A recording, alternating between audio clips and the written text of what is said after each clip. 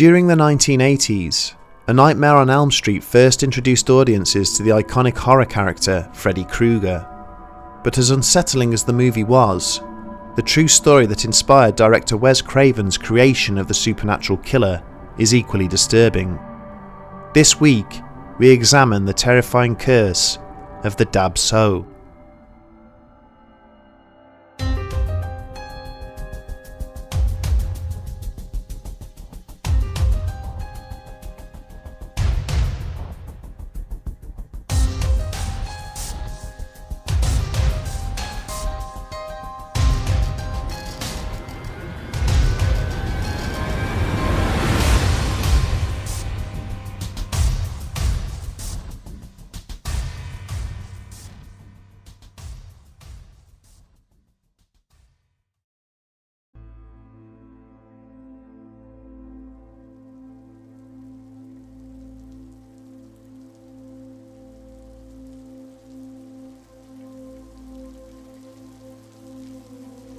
As a blanket of heavy rainfall continued to roll in over the San Francisco Bay Area, the duty night detective for the Oakland Police Department sought shelter in a shop doorway. It was December of 1981, and in addition to the unrelenting downpour, it was also the coldest month of the year. Cursing under his breath whilst he shook the water from the sleeves of his now saturated overcoat, he watched impassively as a couple of EMTs removed the body of the deceased from the apartment block on the opposite side of the street. The case was as unwelcome to him as it was inexplicable. Homicides and robberies were continuing to rise in the city at large as a flood of crack cocaine flowed into the streets of San Francisco. And now, he was also saddled with investigating the mysterious death of Mr. Pang. An unassuming factory worker with no criminal record or known medical issues, the 35-year-old Laotian migrant had passed away suddenly in his sleep without warning or explanation. With no apparent signs of injury or trauma, the only evidence as to how the deceased had met his end was provided by Mrs. Pang, who had been with him when he died. The woman was understandably traumatized by what had just occurred, but had managed to relate the incident using broken English. She had been awoken from a deep and restful sleep by the violent movements of her husband as he convulsed erratically beside her. The dead man's widow explained that when she turned over to investigate, he had appeared to be struggling in his sleep, as if trying to haul himself up off the bed into a seated position. He then began to lash out with his arms, seemingly in an attempt to fight off an unseen attacker. Her desperate efforts to rouse him had failed, with his frantic and violent actions continuing, despite the fact he still seemed to be fully asleep and completely unaware of her intervention. Whilst she watched helplessly, his wild movements suddenly ceased, and her husband let out an anguished cry before going completely limp. He was declared dead as soon as the ambulance had arrived. With the body now on its way to the morgue for further examination, and the bereaved wife being comforted by members of the local community, there was little more to be done. As the police officer stepped back out into the rain and headed for his car, he found himself irritated by two details of the investigation that he knew would make the case a difficult one for him to file. The first was the revelation that this was the 18th seemingly healthy member of the Hmong community to die in identical circumstances that year alone, and the second was the unshakable insistence of the man's wife that he had been killed in his sleep by a vengeful spirit, one that had pursued him halfway across the globe. In 1959, the already troubled kingdom of Laos became the scene of a bloody and brutal civil conflict between an emerging socialist undercurrent and the ruling royalist government. When the populist forces embraced communist ideals, the ongoing war in neighbouring Vietnam subsequently spilled across the borders and into the tiny country. In the face of advancing North Vietnamese armies, and assisted by covert CIA military assets who were desperate to see the takeover fail, the Hmong sided with the Laotian government forces. It was a decision they would come to regret. By 1975, public unrest in the United States had led to the complete withdrawal of American forces from the Vietnamese theatre of war, leaving the Hmong at the mercy of the victorious communists. The Laotian royal family would eventually perish in the nightmarish prison camps that they were thrown into, and huge swaths of the ethnic Hmong population would be massacred, accused of being puppets and lackeys of the defeated Americans. Those that were able to flee headed for the border with Thailand, with 50,000 Hmong eventually finding their way to the United States, where they were granted asylum. It was then that these strange deaths started to occur. Throughout the 1970s and 80s, increasing numbers of Hmong migrants who had settled in America started to violently panic in their sleep and then suddenly pass away. In all, over 100 of their number would perish in this manner, with no obvious indication or reason why. For over a decade, the authorities remained baffled by what was happening, until the stories of the survivors began to emerge. Wang Qiong was amongst the first 1,000 migrants to reach the safety of America, and one of a significant number who had settled in Chicago.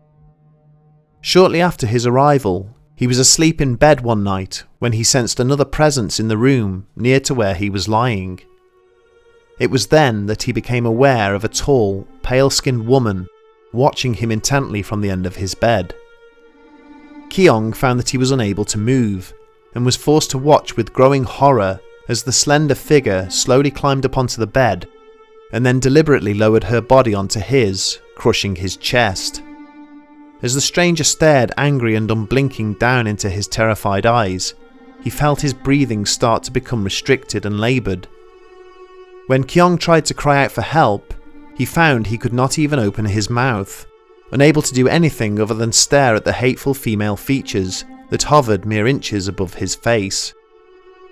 Whenever he tried to shift his body to one side in order to relieve the relentless pressure that weighed down on his lungs, the female intruder would match the movement, continuing to press down hard onto his torso. For the next 15 minutes, unable to move to any real extent or cry out for help, Qiong could feel his life slowly ebbing away. His vision became blurred, and his breathing gradually slowed, with darkness starting to envelop him. Throughout this, his attacker wore a mixed expression of condemnation and hostility, neither moving nor speaking. As he felt the last few traces of breath leaving his body, the figure that was lying on top of him suddenly disappeared, instantly releasing the crushing weight on his chest. He fell sideways out of bed, clawing desperately at his throat and sucking down huge lungfuls of oxygen. As his eyes darted nervously around his bedroom, the young man could see no trace of the woman. Only the memory of her hate-filled eyes remained. As he sat gasping for air on the floor, Qiong realised that he had just been paid a visit by the Dab Tsog. Also known as the Night Hag, the Tsog was one of a number of horrific monsters that populated the culture and folklore of the Far East. Others included the Mananangau, a form of winged vampire that sought out pregnant victims, using its long tongue to suck the blood from their unborn babies.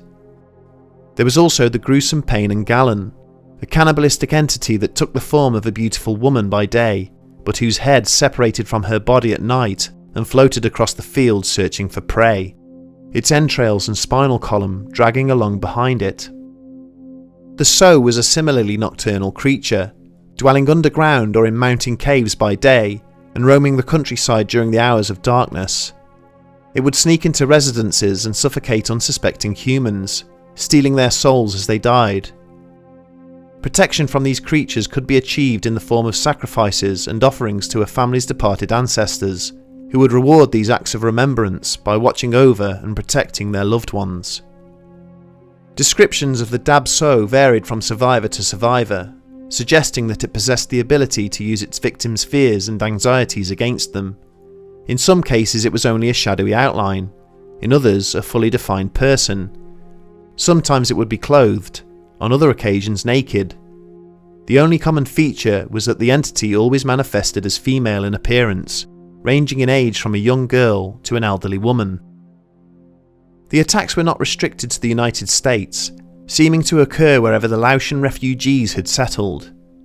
There were further cases of deaths attributed to the Dab Tsog within Hmong settlements in Thailand and Singapore, where records show that over 230 fit and healthy males died painfully and unexpectedly in their sleep, during the same time frame as the deaths in America. The stories related by the handful of victims who had managed to survive the encounters sent shockwaves throughout the rest of their community. There were cases of young Hmong men not sleeping for an entire week, using coffee and drugs to stay awake beyond the point of exhaustion, for fear of being murdered as they slept. Then gradually, the number of deaths began to fall, and by the start of the 1990s, there were no more incidents attributed to the SO. So are we to believe that the tragic deaths of over 100 American residents during the early 1980s were caused by a malevolent paranormal or supernatural entity that had followed them to their new home on the other side of the world? It's an argument that perhaps unsurprisingly failed to convince the US authorities, who attributed the Hmong deaths to a slew of other medical and societal factors. The cases were classified in official reports as sudden unexpected nocturnal death syndrome, or SUNDS for short. A number of frequently occurring features were identified from examining the SUNDS cases as a whole. With only one solitary exception, the victims were all male. They were middle-aged, averaging somewhere between 33 and 34 years old. They had also died within the first 17 months of their arrival in the United States, and whilst an exact cause of death would prove impossible to pin down, a closer examination of the bodies did manage to highlight shared symptoms in at least some of the cases. Chicago pathologist Dr. Frederick Eckner reported that in 17 of the 18 bodies that he had been asked to investigate, small defects were present within the tiny fibres that carried the electrical impulses from the brain to the heart. These fibres were found to be frayed and curled, much like a fuse that had been overloaded and burnt out. He hypothesized that the hearts of the dead men had suddenly stopped working because of an immediate and wholly unexpected electrical discharge, the type of discharge created by the body's nervous system in times of extreme stress and anxiety. In short, while sleeping at night, the victims appeared to have been killed by their own nightmares. Other theories that were brought forward seized upon the high levels of depression that were present in the Hmong community. In addition to the anticipated stresses and strains of the panicked flight from Laos, many of the migrants also admitted to possessing an unhealthy degree of survivor guilt, feeling as if they had abandoned their friends and families to die at the hands of the victorious communist authorities. The way that American society treated the newcomers did little to help their fragile mental health.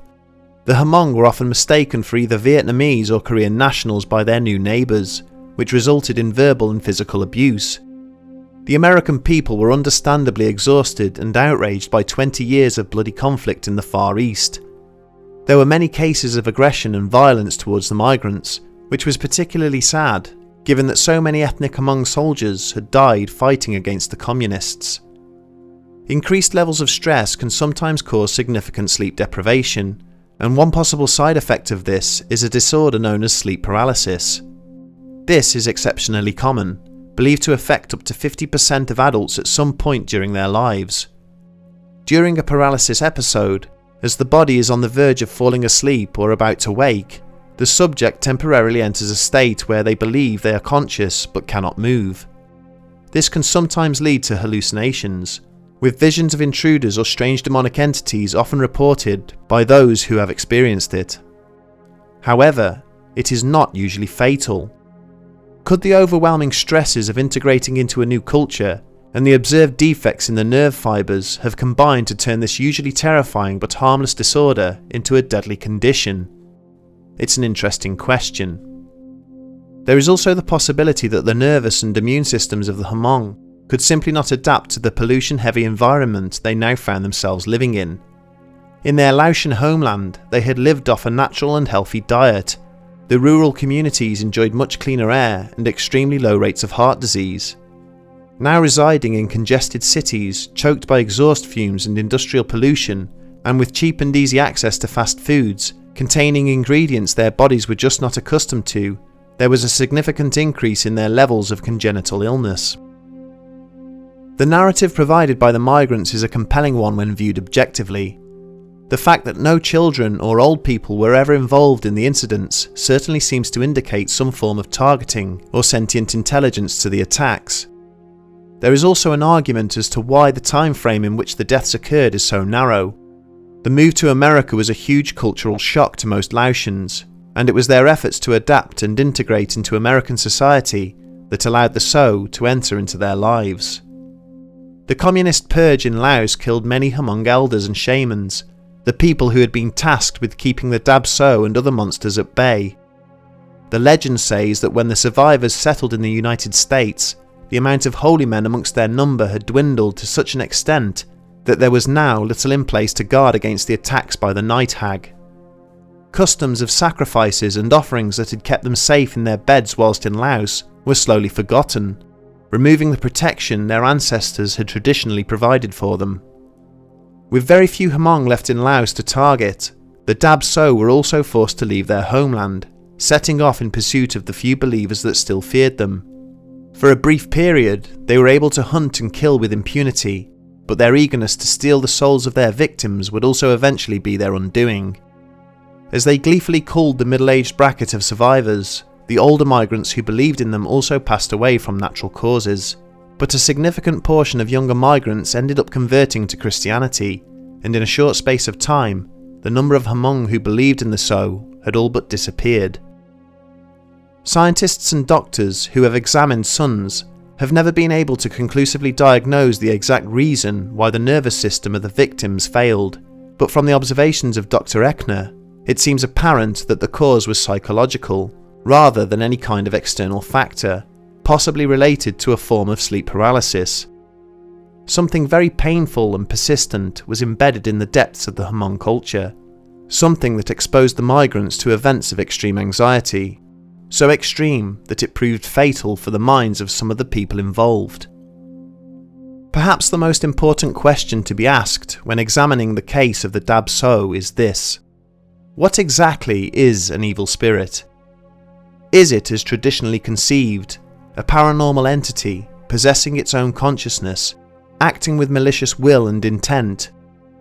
Or is it something we manufacture in our minds, a form of subconscious projection that we manifest in response to events that are taking place around us? Whichever of those answers you subscribe to, there is little doubt that the Hmong migrants who died in their sleep were killed as a result of the most extreme level of stress and anxiety they had ever faced. Whether that was because of a paranormal entity, or one they imagined because of the awful situation they had been exposed to, is irrelevant. They still died at the hands of the Dab Tsog. And what makes this case even more compelling is the fact that the vision of the night hag is so common in episodes of sleep paralysis, even in Western culture, that one has to wonder how and why so many people witness the same entity all over the world. The sheer hopelessness and helplessness of the manner in which these people perished is easily one of the most tragic cases we have examined. We take comfort in the hope that sharing this story keeps the memory of those who died alive, and that whatever forces were at work in claiming them will never return.